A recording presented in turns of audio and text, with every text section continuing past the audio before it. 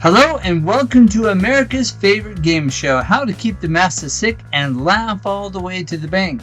The rules are simple: sell junk food, jack up healthcare costs, and blame it all on bad lifestyle choices. And who are the contestants, you ask? Well, let's just say that they've got more power than your average McNugget. Hey there, I'm Dr. Jamie Cunningham Dragosta, and I'm your guide on this wild ride called the Ideal Body Blueprint channel. And here we'll show you how to lose weight, get healthy, and give a big middle finger to the politicians and big pharma who think that your health is their personal piggy bank. So buckle up, it's going to be fun and slightly rebellious journey. Now, let's get one thing straight. The struggle to stay healthy in today's world isn't just about dodging the next fast food craving or squeezing in a workout.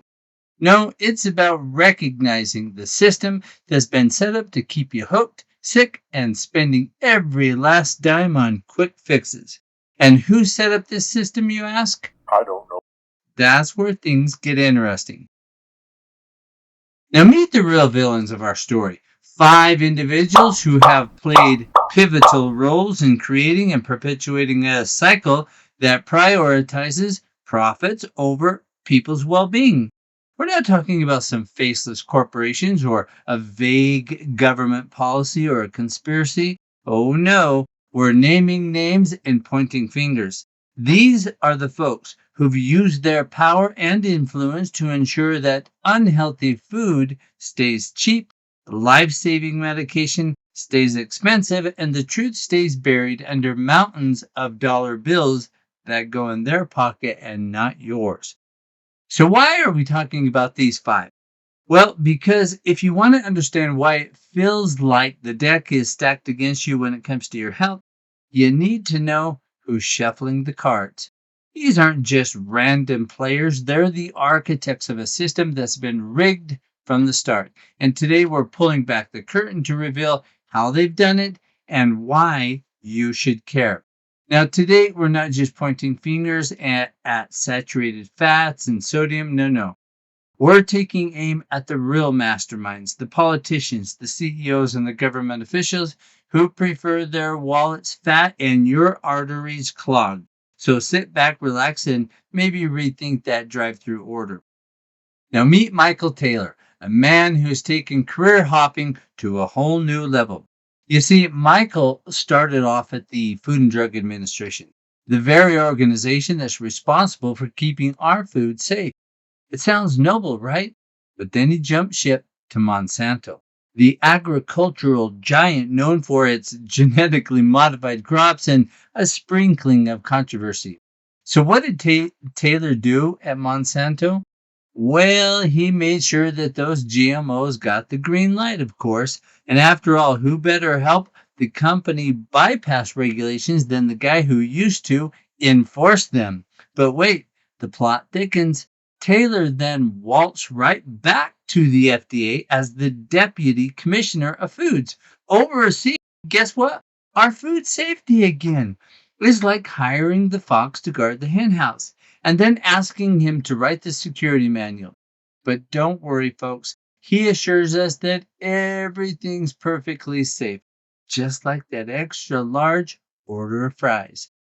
Next on our list is Senator Joe Manchin, a man who's truly embraced the American dream by turning politics into a family affair.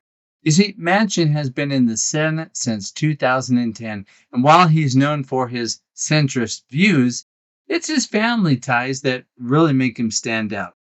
Enter Heather Breach, Manchin's daughter and the former CEO of a company called Mylan, the company that made headlines for hiking the price of the EpiPens by over 400%, while she simultaneously gave her a raise of more than 600%. You know, the life-saving device that people with severe allergies really rely on while she made millions. Well, under Breach's leadership, the cost of the EpiPen skyrocketed, leading to public outrage and a congressional investigation.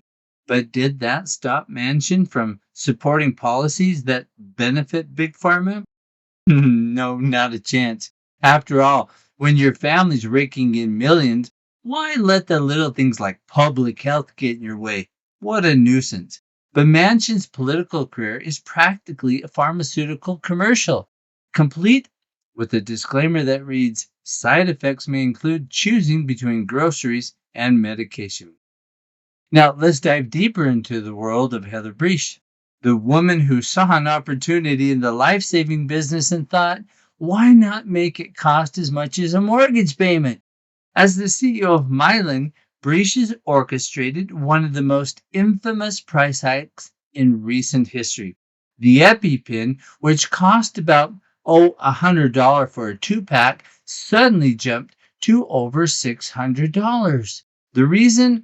Well, according to Mylan, it was due to enhanced features like a more friendlier design, because nothing says we care like charging an arm and leg for a shot that could save your life. Well, of course, Breach herself did quite well during this period, pocketing millions and millions in bonuses while millions of Americans scrambled to afford their next EpiPen refill. But hey, that's just good business, right? And if you're thinking there ought to be a law against this, well, just remember who's in charge of making those laws. Maybe whose dad is in the Senate. Well, now let's meet Tom Vilsack, the United States Secretary of Agriculture, who has somehow managed to keep Monsanto's interests front and center throughout his entire career. Now, Mr. Vilsack served as the Secretary of Agriculture under President Obama and returned to the role under President Biden, making him the go-to guy for all things agriculture in America. Now, you might think his job is to support us, the little guy, the small farmers who grow the food. But if you thought that, you'd be wrong. You see, Vilsack has a long history of cozying up to big agriculture, particularly companies like Monsanto. In fact, during his first stint as secretary, Vilsack was known for pushing policies that benefited large agribusinesses while leaving the small farmers in the dust. One of his greatest hits? Well, it was promoting genetically modified crops, courtesy of Monsanto, of course. So while Vilsack might smile and talk about supporting his sustainable agriculture, his action shows he's more interested in sustaining Monsanto's profits. All right, now let's give a standing ovation to the Purdue Pharma executives, the masterminds behind the opioid crisis that has devastated communities across America. Purdue Pharma, the company that brought us OxyContin, was founded by the Sackler family, who became famously wealthy by aggressively marketing this highly addictive painkiller. Despite knowing the risks of addiction, the Purdue downplayed the dangers and pushed the doctors to really prescribe OxyContin for even moderate pain. Well, the result? Only a nationwide epidemic of opioid addiction leading to hundreds of thousands of deaths. That's all. But don't worry, the executives at Purdue were well compensated for their effort, raking in not just millions, but billions, while lives and families were shattered. And when the lawsuits started piling up, Purdue declared bankruptcy, of course, to shield its assets, leaving victims and their families in the lurch. But hey, it's just business, right? Very profitable and a very deadly business. So now let's dive into the legal addiction known as fast food. Cheap, addictive, and terrible for you, but it's basically the boardroom's answer to crack cocaine. And the best part? You don't even need a dealer. Just hit up the nearest drive-thru. Craving a burger yet? Mission accomplished. Now, fast food lights up the brain's pleasure centers like the 4th of July. But who needs good health when you've got a Happy Meal? They've got you hooked, and they know it. Don't believe me? Just try going a week without it. Spoiler, it's harder than you think. And let's not forget our pals in the government. While instead of regulating this poison, they've made sure that it's served on every corner in America. Why? Because the profits are too juicy to resist. It's like they're saying, let's let them eat cake, but processed and with the side of diabetes. Now, you might think that the medical industry is here to save us, right? Well, think again there too. Fast food makes you sick.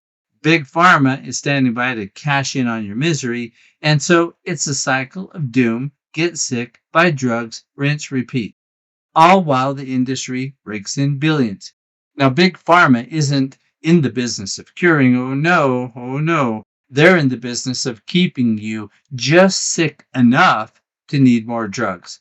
And the sicker you are, the richer they get. It's a match made in corporate heaven, but the nightmare is for the rest of us. Now, here's the kicker. The same folks profiting from fast food are also deep in Big Pharma. It's like a twisted version of you scratch my back, I'll scratch yours, except we're the ones left with the itch and the medical bills. The government, tasked with keeping us safe, is too busy cashing checks to care. Policies passed to ensure that the fast food and the pharmaceutical industries keep raking in their billions, while public health crises often circles the drain. But hey, at least the lobbyists are happy and they still have their jobs. So let's talk about subsidies. The government spends billions of dollars to make sure that junk food stays cheap and plentiful. Meanwhile, healthy food is left to fend for itself. If that sounds crazy, it's because it is. But who's going to turn down all that money? Certainly not the folks in charge. So, how much does all this really cost?